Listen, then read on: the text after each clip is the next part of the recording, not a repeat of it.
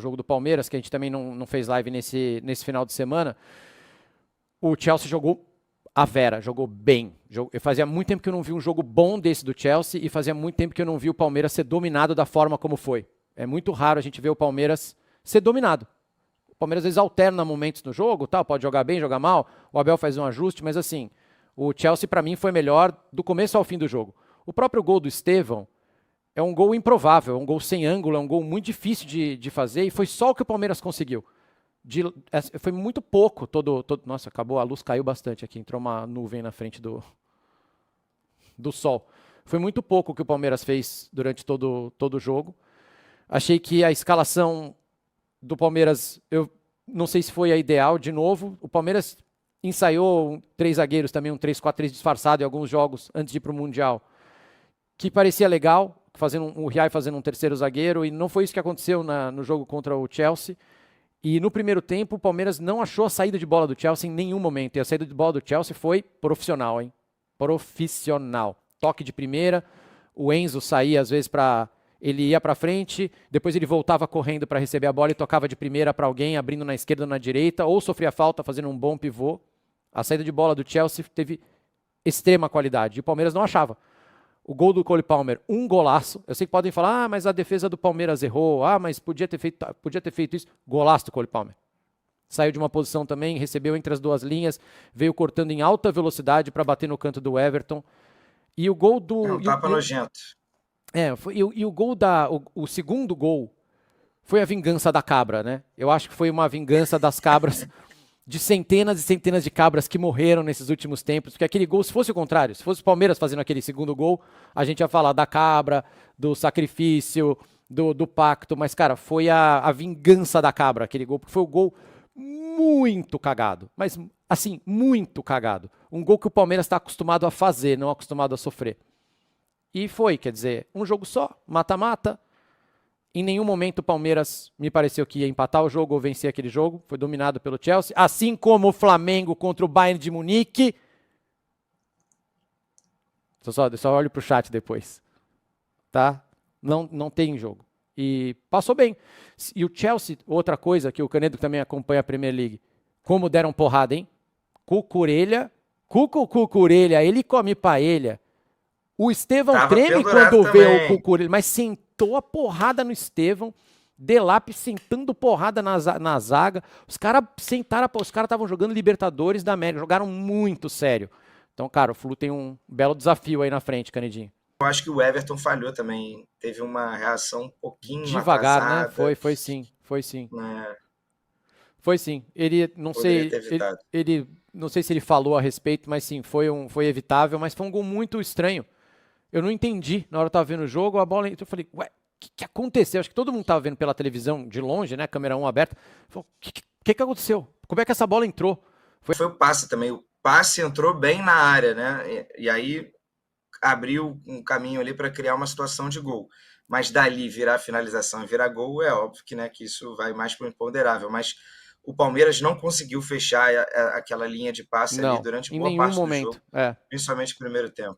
Nenhum momento. Em 20 minutos, eu acho que o Chelsea tinha finalizado 7 vezes. Eu lembro de ver a estatística que apareceu na tela. Tava um amasso do Chelsea. Tava. O Abel tem uma visão muito legal sobre dinheiro e contratações, né?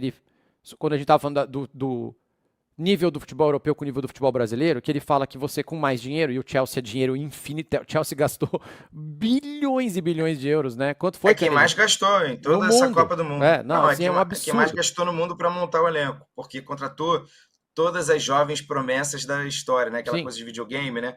Esse tem um potencial aqui de 5 estrelas, contrata. E, assim, começou a fazer isso há 2 anos, então começou a ter time agora, né? Agora tá colhendo os frutos. Andrei jogou bem, né? No meio campo. Andrei ex-Vasco fez uma boa partida. O Abel fala que quando você contrata um jogador que é caro, ele não é que é melhor, é pior. Não, é que ele te dá mais chance de ganhar. Ele fala, é um cara que tem mais chance de acertar o que ele vai fazer. Acertar o drible, acertar o chute, acertar o passe.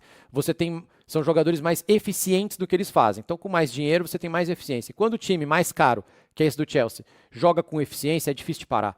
Por mais que a gente tenha um bom elenco no Palmeiras, seja um grande time, tente competir, na hora que era o que a gente estava falando de diferença de futebol europeu para cá, Na hora que você joga no máximo, os dois jogando no máximo, os dois a 100 por hora, a Lamborghini e o Fusquinha, a Ferrari e o Fusquinha a 100 por hora, fica difícil de competir. E eles estavam competindo muito em alto nível naquele dia, no jogo do Chelsea. Eles estavam com muita vontade de ganhar, e aí fica difícil, cara. Então, ali, às vezes o acaso ajuda, mas no futebol, na bola, o Palmeiras foi totalmente dominado pelo Chelsea, pelo meio campo, pela saída de bola. E eu queria chamar a atenção para uma coisa, que vocês vão falar que eu tô louco, mas eu já tinha falado aqui na live, acho que foi no ano passado, sobre a importância do número 8 no futebol mundial.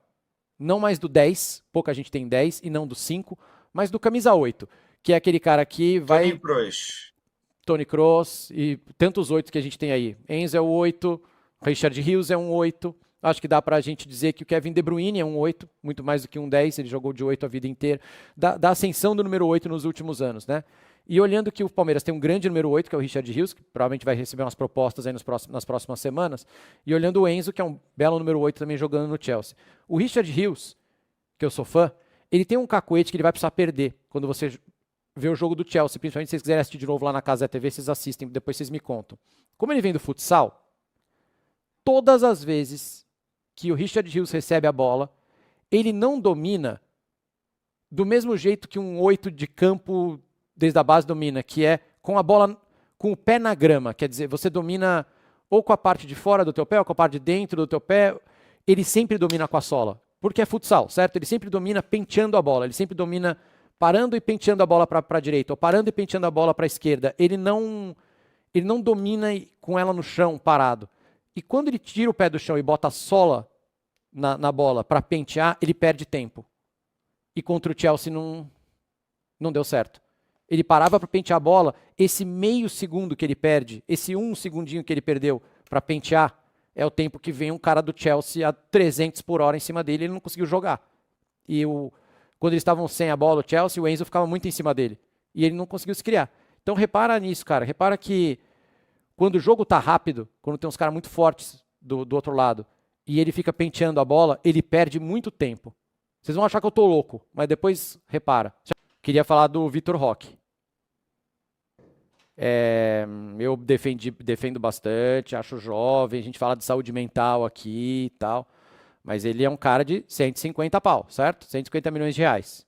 Muito pouco. Muito pouco.